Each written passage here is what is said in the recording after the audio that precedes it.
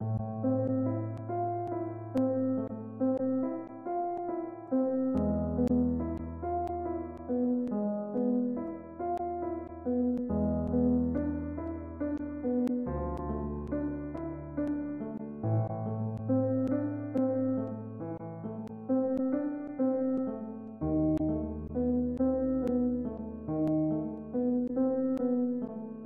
j'ai toujours dit que son rêve l'avait tué, mais faut pas qu'il y ait de regrets par rapport à ça.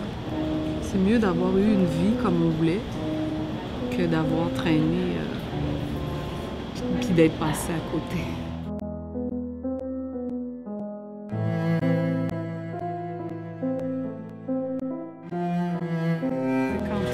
Quand arrive cette date-là, là, les gens ils voient les visages des étudiants de Polytechnique, des familles, puis ça les ramène aux autres aussi. Parce qu'il y a beaucoup plus de victimes qu'on pense. Puis il y a des victimes qui survivent à l'événement, c'est difficile de survivre. Quand on est mort, on est mort. Mais quand on n'est pas mort, ça veut dire qu'il faut continuer à vivre, puis ça prend beaucoup d'énergie, puis c'est de voir, d'admirer les survivants qui sont encore présents là, 20 ans plus tard. On n'est jamais aussi seul que quand un événement comme ça survient. Parce que c'est tellement violent, c'est une question de survie, on ne peut pas aider l'autre. Je ne pouvais pas aider les membres de ma famille, c'était impossible.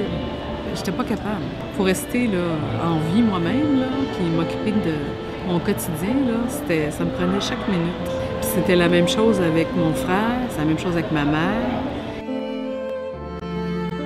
Il y a toujours eu une certaine gêne, puis une certaine retenue. Comme si les gens étaient gênés ou ne voulaient pas nous déranger dans notre peine.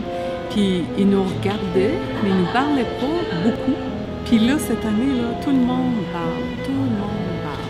C'est vraiment, je pense que c'est très sain. Nous autres, on voulait que cet événement-là ne se perde pas dans la masse, que les gens, notre désir, c'était vraiment que ça passe dans la collectivité, à l'histoire, ni plus ni moins. Parce que si on est capable de transférer ça à l'histoire, on sait que les gens vont s'engager.